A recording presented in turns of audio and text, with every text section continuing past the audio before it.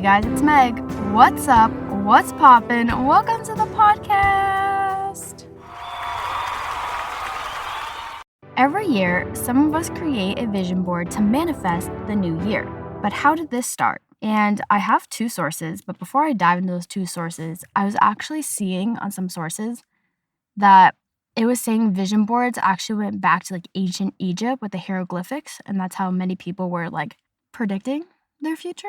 I guess that's the best way to put it. But the first source we have is called themotivationclinic.co.uk, and the article is called The Science Behind Vision Boards. You heard that right. Season 11, I know we've always say, we're not going to get sciencey, we're not going to get this and that, but this is the Hey Guys, It's Meg version. Don't forget that. So vision boards are also known as mood boards, action boards, journey boards, whatever you want to call them. They can be any shape or size. They can be physical or digital.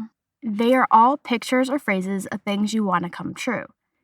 Now, they actually say there's some neuroscience behind vision boards because seeing these things triggers our brain into thinking that they are obtainable. I've also seen stuff on TikTok where it says that our subconscious mind responds better to pictures than words. They also said in this article that if you look at your board before bed, the images imprint further because it follows your subconscious as you sleep. They also said that vision boards are good for visualization, of course, because you're imagining it happening already, which fuels your goals and motivations. There's repetition in doing vision boards often, which makes you become more willing to go after and accomplish your goals. And there's also some positivity during this because during the process of creating the vision board, it creates a positive and happy emotion. I've also seen, this is not from the article, this is just from things I've heard over the years, that if you are creating a vision board, you should add images that either look like you or look like you took them. So my vision board, I have pictures that makes it look like I'm the one who took that picture. The other source I use is nationaltoday.com, which this is going to just talk about all the National Day behind vision boards. It is celebrated on the second Saturday in January, which when this podcast episode comes out was this past Saturday, January 11th of 2025. It is a day that was created to help us to quote unquote reimagine and achieve goals in every area of life. And it was saying how vision boards is kind of following, seeing is believing. If you see something, you then can believe that it comes true. And supposedly, this day was created by Kellen Lutz and Ryan Daly in June of 2015 to inspire people into action by visually laying out their goals. There's also a mini timeline, and I mean very mini because they only gave 4 dates. It said in 1988, Octavia E. Butler details all her dreams in the form of a vision board and diary. I want to look her up because I didn't. Should we do this right now or should we have editing might come in? Let's do this right now.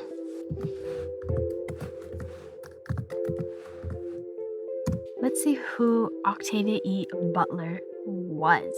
Octavia Estelle, I'm definitely butchering their middle name. Butler was an American science fiction writer who won several awards for her work, including Hugo, Locus, and Nebula Awards.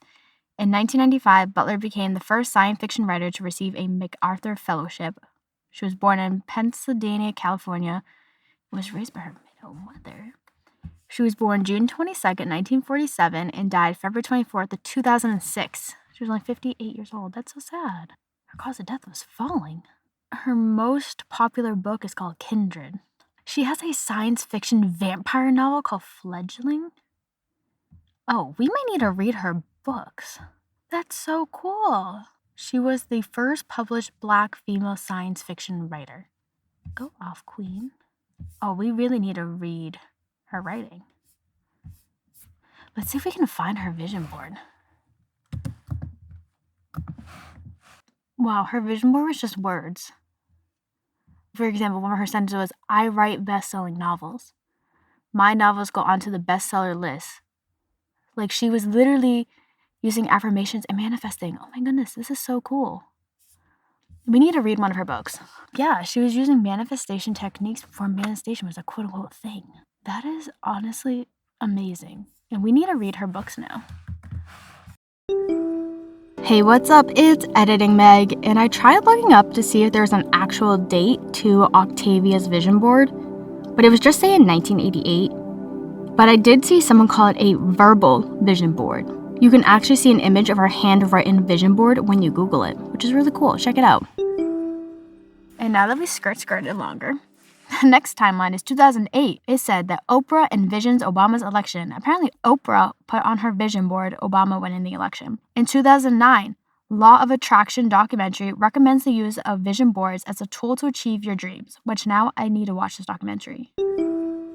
I tried looking up this documentary, but I couldn't find it at all. I did find The Secret from 2006. 2010, the National Vision Board Day is initiated as a way for people to dream out loud in a tangible way.